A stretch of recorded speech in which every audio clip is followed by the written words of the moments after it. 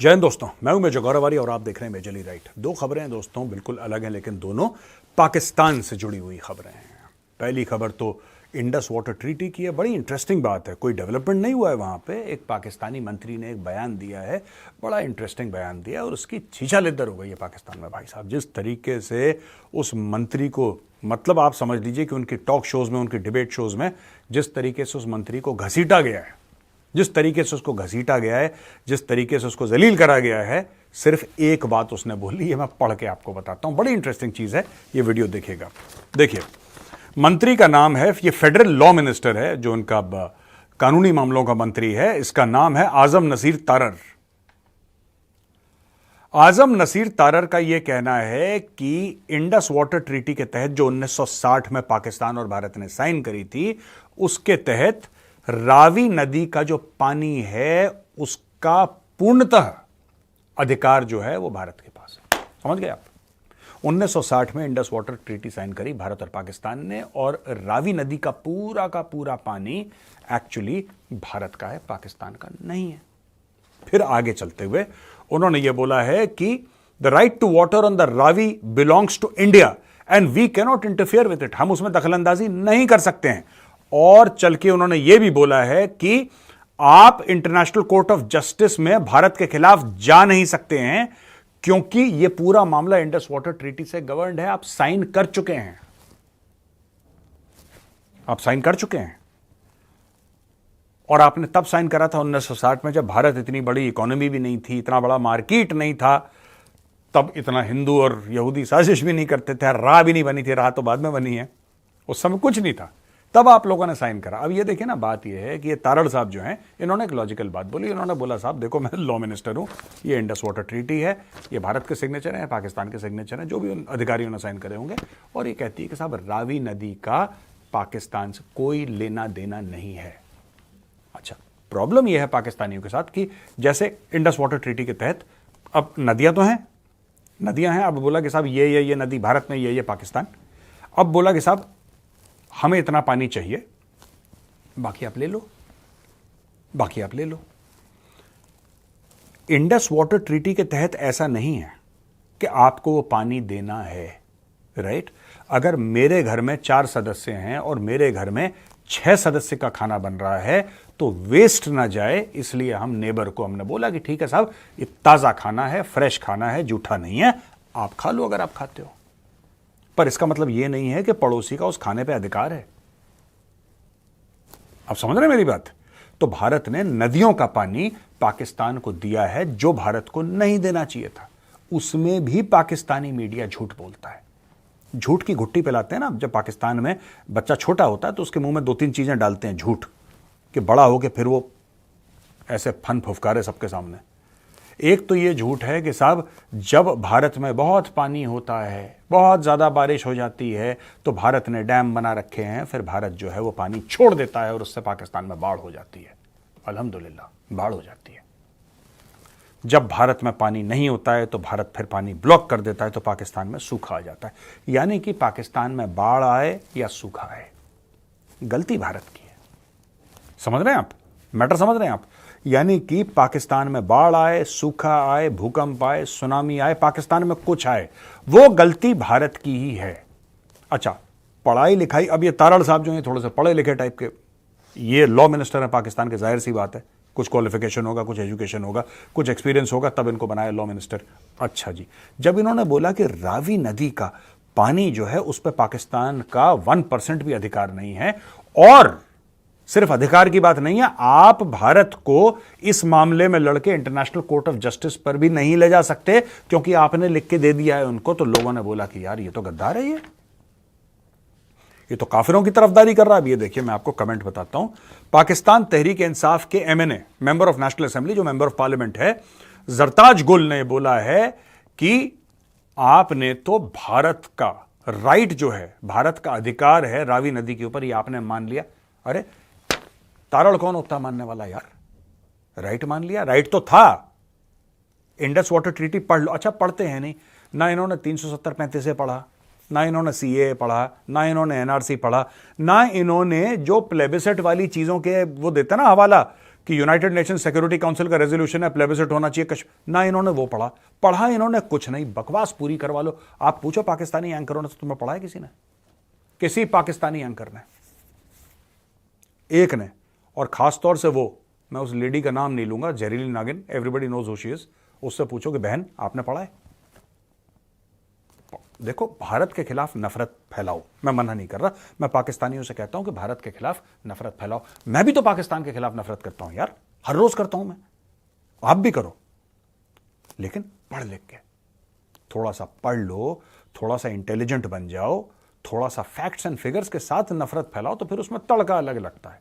तुम लोग फालतू की नफरतें फैलाते हो बिना, अब तारण ने बोल दिया, तुम्हारा मंत्री है, लॉ मिनिस्टर, वो भी ऐसा नहीं कि कोई लॉ मिनिस्टर तुम्हारा कहता है कि भाई तुम्हारा अधिकार है ही नहीं, तुम उसको कहते हो गद्दार है, काफिरों की साइड है, दुनिया भर का पाकिस्तान में डिबेट चल रही है। अच्छा जी,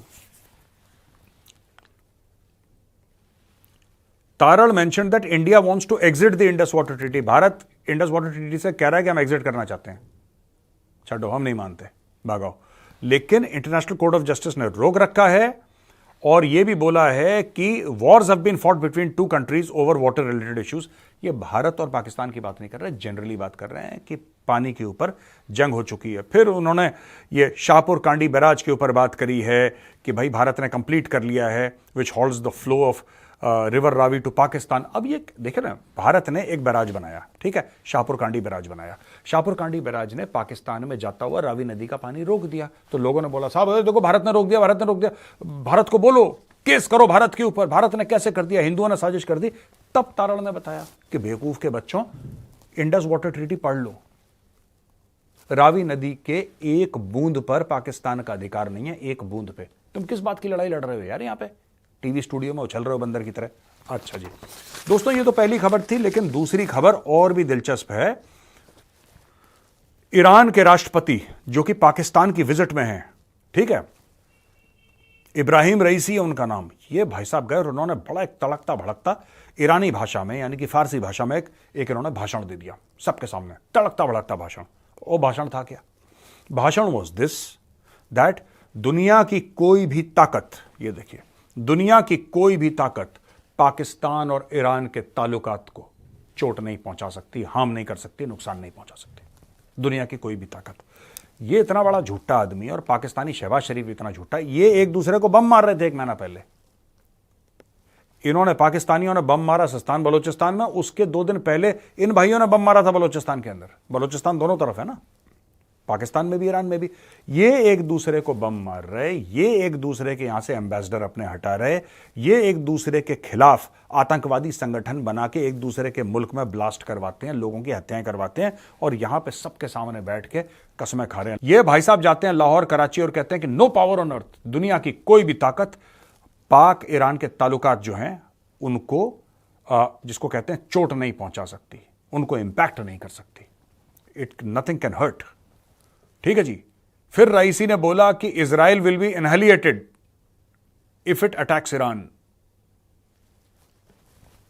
अगर इजराइल ने ईरान की तरफ कोशिश करी हमला करने की, तो इजराइल नस्ते नाबूद हो जाएगा। ये मुझे लगता है कि कुछ कंट्रीज हैं, मैं सारे कंट्रीज की बात नहीं कर रहा, कुछ मुस्लिम कंट्रीज हैं, ये हर समय मौला जट मोड में रहती हैं। एक पिक्चर है पाकिस्तान की, बड़ी फनी सी है वो, it's supposed to be a serious movie, मुझे बड़ी फनी लगी। पुरानी वाली देखिएगा, मौला जट, पुरानी वाली, आई थिंक वो 70s की है मौला जट, आप उसको देखना।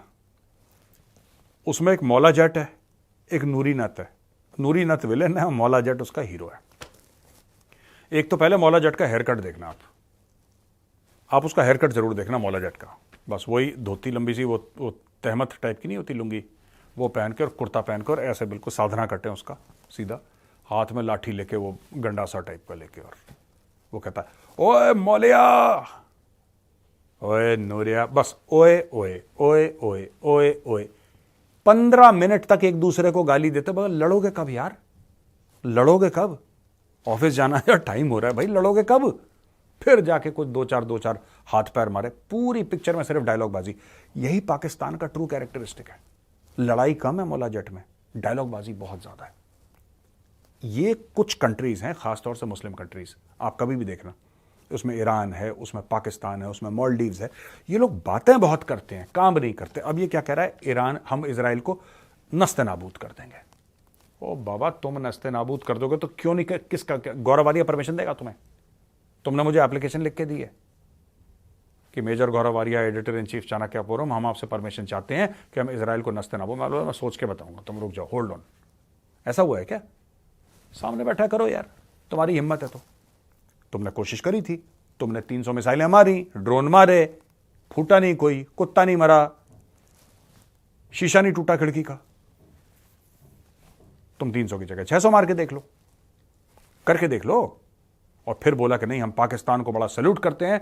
पाकिस्तान का स्टैंड, इजराइल के ऊपर जो स्टैंड है, पाकिस्तान जो इजराइल के खिलाफ खड़ा हुआ है, हम उसकी सराहना करते। तुम क्या सराहना करोगे यार? पाकिस्तान को तो अब कल पैसा देगा अमेरिका, इजराइल को बाप बना लेंगे अपना। ये तो चाह रहे थे, बाजवा तो चाह रहा था, जनरल बाजवा, कि इजराइल के साथ इनके संबंध हो जाएं। इनका जो टोटल मामला है इजराइल के साथ दोस्तों, वो सिर्फ धर्म पे बेस्ड है। उसका कोई पैलेस्टीन से लेना देना नहीं है। इसका कोई, पैलेस्टीन ने इनकी जमीन ले ली, उसने पैलेस्टीन की जमीन ले ली, ये मैटर है ही नहीं यार।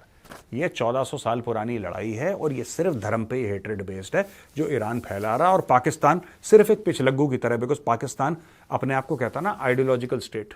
पाकिस्तानीज कहते हैं अपने आप को, we are an ideological, you are not an ideology, you have no ideology except for US dollars यार। इसके अलावा कोई आइडियोलॉजी तो बताओ, तुम्हारी कौन सी आइडियोलॉजी है? इस्लाम की?